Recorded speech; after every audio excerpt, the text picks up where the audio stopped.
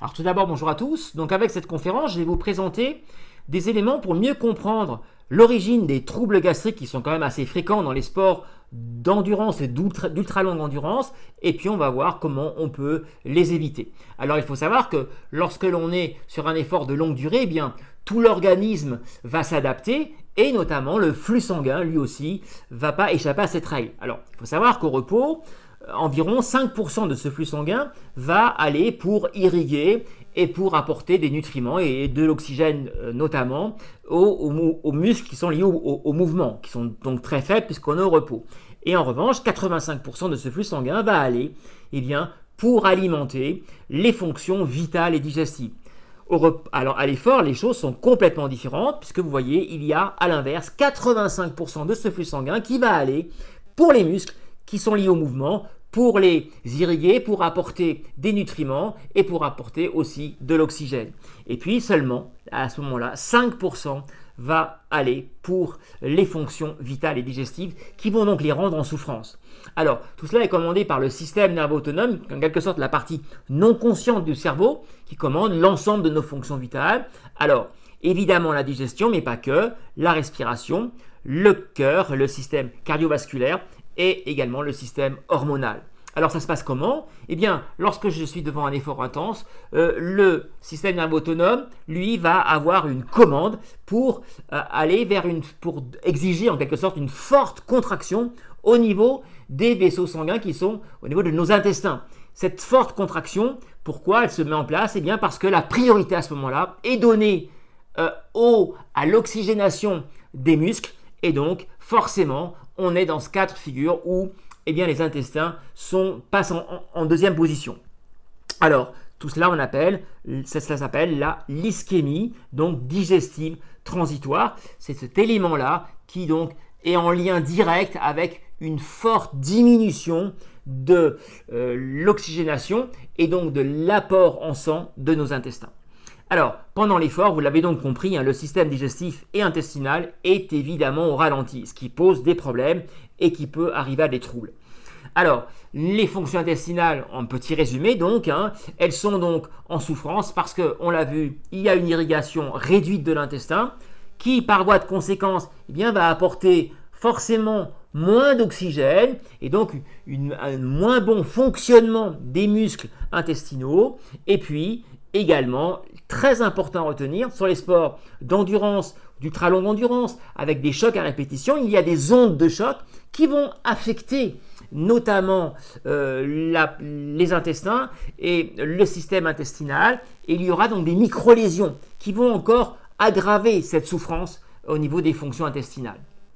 Alors, attention, je voulais quand même aborder un élément important qui est celui de la baisse d'intensité pendant un effort.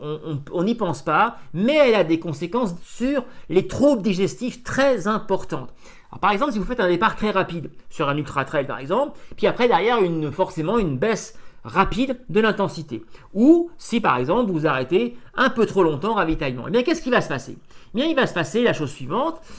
Il y a une baisse d'intensité, donc forcément, on reprend un peu les choses à la normale et donc on va avoir à ce moment-là à nouveau un très bon apport et un fort apport en oxygène du système digestif. Subitement, il reçoit massivement du sang et donc de l'oxygénation.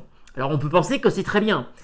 Et puis le deuxième élément, c'est une brutale dilatation des vaisseaux sanguins puisque subitement le flux revient, il revient même très fort et tout cela malheureusement va avoir une conséquence délétère, c'est-à-dire l'apparition de production de ce qu'on appelle les radicaux libres. Les radicaux libres sont des molécules qui sont créées lorsqu'il y a une forte consommation d'oxygène, ce qui va être le cas lorsque l'on est à un arrêt ou à une diminution de l'intensité au niveau de nos intestins, ce qui veut dire qu'on va avoir ce qu'on appelle un stress oxydant très violent au niveau de nos intestins. Et ces radicaux libres sont des molécules qui agressent l'ensemble de nos cellules. Et là, elles vont fortement agresser les intestins et perturber leur fonctionnement.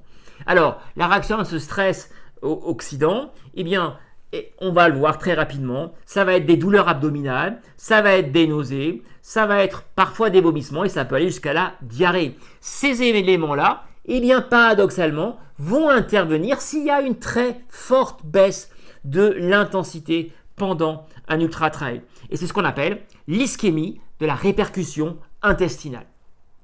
Alors, maintenant, quelques conseils pour vous aider à quand même essayer de s'en sortir avec tout ça. Eh bien, déjà en amont, il faut penser à renforcer, à avoir un renforcement musculaire axé sur le périnée, les muscles profonds des abdominaux et des fessiers. Pourquoi? Eh bien parce que ces muscles-là interviennent massivement pour la stabilisation du bassin. Je vous ai parlé des ondes de choc. Eh bien, si vous avez un renforcement, une très bonne tonicité au niveau de la stabilisation du bassin, forcément, il y aura moins d'ondes de choc qui vont arriver au niveau des intestins. C'est donc extrêmement important de limiter l'impact de ces chocs par du renforcement musculaire. Avant la course également, il ne faudra pas négliger les antioxydants parce que ce sont eux qui vont intervenir précisément pour neutraliser les radicaux libres. Les radicaux libres, on l'a vu, au niveau des intestins, vont provoquer une forte oxydation, le stress oxydant. Eh bien, il faut un antidote. Eh bien, les antioxydants vont permettre de neutraliser ces radicaux libres. Alors, l'aspirine est extrêmement riche en antioxydants, mais aussi, là, je vous ai montré de la patate douce parce qu'elle est très riche en bêta-carotène. Les légumes orangés sont riches en antioxydants, et puis les fruits rouges également. Alors, maintenant, intéressons-nous à l'alimentation. On est en course entre les ravitaillements, mais il va falloir, pour éviter également les troubles gastriques, de manière très importante, être très régulier et modéré dans vos apports. On n'apporte pas avec excès une alimentation pour éviter une surcharge du bol gastrique. C'est extrêmement important.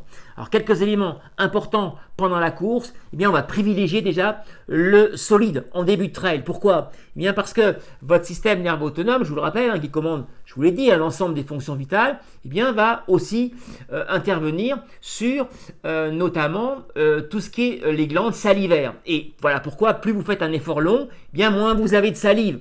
Et donc, plus c'est compliqué pour la digestion, notamment les sucs gastriques, qui aussi sont liés à l'activité du système nerveux autonome. Par conséquent, moins de sucs gastriques, des glandes salivaires en perdition, eh bien, on va d'abord favoriser le solide au début, puis quand on va être fatigué, on passera à de la compote. On va aussi très vite alterner le sucré et le salé pour éviter les écœurements qui peuvent aussi provoquer évidemment les troubles gastriques. On va donc, je vous l'ai dit, passer à de la compote au bout de 7-8 heures. C'est le moment de changer la texture de vos apports. Et puis, un élément aussi très important, c'est avant les descentes. Avant les descentes, où il y aura des gros chocs, eh bien on ne va pas prendre du solide parce que ça va être compliqué au niveau de la digestion. On va plutôt prendre des compotes une alimentation relativement en crème, parce que ça va faciliter la digestion. Et si les descentes sont très longues, on va également penser à des compotes plutôt qu'à des barres énergétiques. Alors, il va falloir aussi penser à varier l'hydratation. C'est très important pour éviter les troubles gastriques. Vous allez alterner notamment la boisson isotonique avec de l'eau plate. La boisson isotonique, je le rappelle, c'est une boisson qui a la même concentration, sensiblement, que le plasma sanguin qui va permettre l'entrée de l'eau dans vos cellules. Et donc, on va alterner, là encore une fois, pour éviter les écœurements et en même temps les irritations. Parce que souvent, les boissons isotoniques sont avec des apports en sucre qui vont irriter notamment l'œsophage. En alternant, vous allez éviter cela. Alors, je rappelle que, attention aux excès d'eau plate. Parce que trop d'eau plate va créer un phénomène redoutable qui est ce qu'on appelle l'hyponatrémie. Alors, qu'est-ce que c'est? Eh bien, si vous avez que de l'eau plate avec très peu de sodium, eh bien, l'eau ne pourra pas rentrer dans vos cellules. Et inversement, l'eau des cellules aura tendance à partir, il y aura une fuite de l'eau vers le milieu extracellulaire et donc on va aggraver la déshydratation et on pense qu'on va prendre des litres et des litres d'eau plate. Eh bien en fait, on va en réalité énormément transpirer et au fur et à mesure se déshydrater. Alors, pas d'excès sur les ravitaillements, je l'ai dit. Pourquoi? Eh bien, pour faciliter le travail de la digestion, pas qu'il y ait trop d'éléments ensemble qui arrivent dans le bol gastrique. Voilà, c'est très important de ne pas l'alourdir. Et puis, on va éviter également par là les ballonnements. Lorsque vous arrivez sur un ravitaillement et que vous jetez sur la nourriture, eh bien forcément, un quart d'heure, une demi-heure après, il y a un phénomène de ballonnement. Alors, on va également, très important, varier les types de sucre. Parce que, alors vous allez évidemment essayer de prendre des sucres avec un index glycémique modéré pour éviter les pics de glycémie. J'en ai parlé dans différentes conférences. Mais là, on va être vigilant aussi sur le type de sucre. Varier le fructose, par exemple, qui est dans le miel ou dans les fruits. Donc les barres à base de fruits, par exemple, ou les compotes à base de fruits, elles sont riches en fructose. Et puis on va alterner avec du sucre complet, qui est donc du saccharose. Parce que l'alternance, donc fructose, glucose, saccharose, va permettre de varier ce qu'on appelle les transporteurs intestinaux. Ces transporteurs vont permettre au sucre de rentrer dans vos cellules. Et si vous utilisez toujours le même sucre, eh bien vous allez forcément réduire à peau de chagrin le transporteur lié à ce sucre. Et donc pour éviter la saturation des transporteurs en sucre, il faut varier les sucres. Alors, un élément sur les sels minéraux, je vous rappelle que vous en perdez énormément, du sodium, du potassium, du magnésium, du zinc, qui est un oligo-élément.